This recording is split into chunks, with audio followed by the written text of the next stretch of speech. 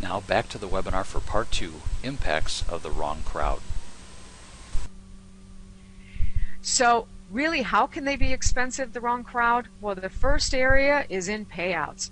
If you're motivating business as usual, right, just standard customer behavior, you're spending money paying out for business that you would have already gotten.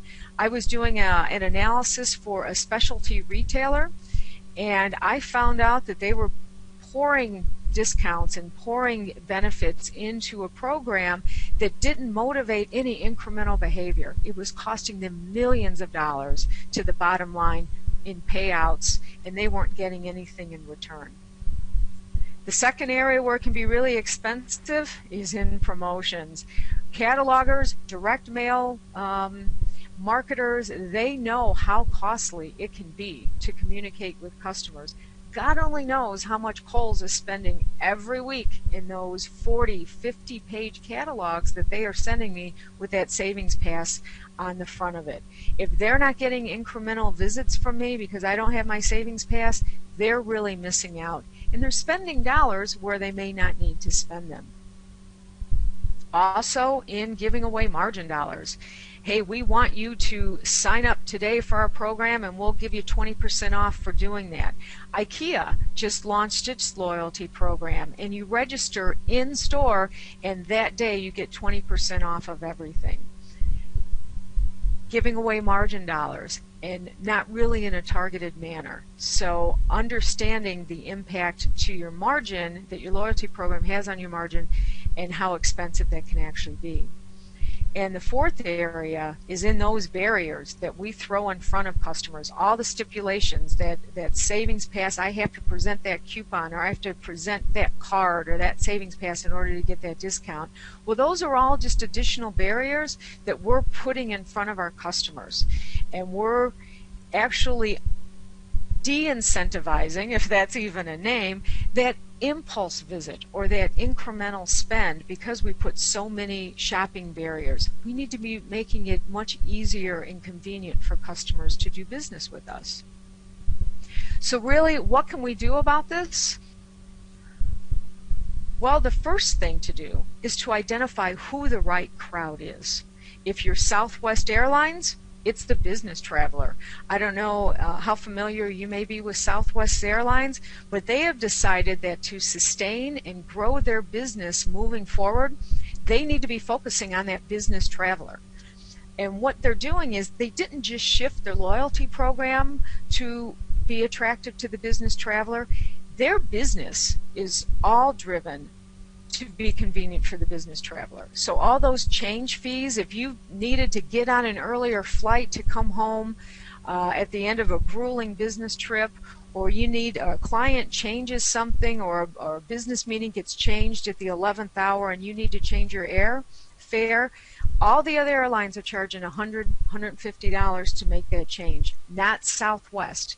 They have decided that it's that business traveler that's going to sustain and grow their business moving forward, and they have shifted their business model or emphasized their business model to attract who that right crowd is for them.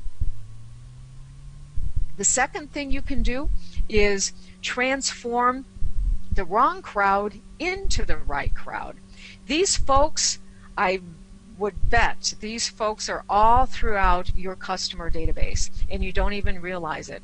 So rather than just ignore them, you can come up with strategies, unique strategies for each type of these customers that can actually transform them for you into the right crowd.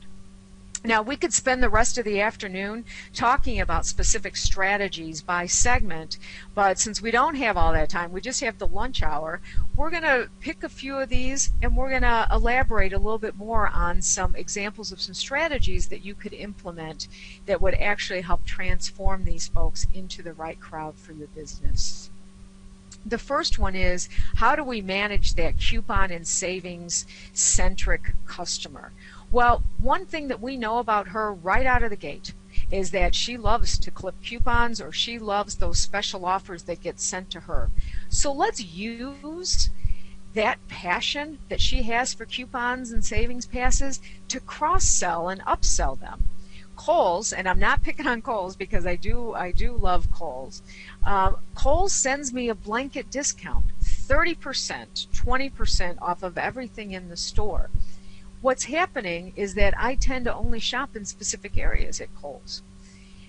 One of Kohl's biggest advantages is they have built a very strong private brand merchandise program. So maybe they can use my passion for savings passes and coupons to steer me into that direction.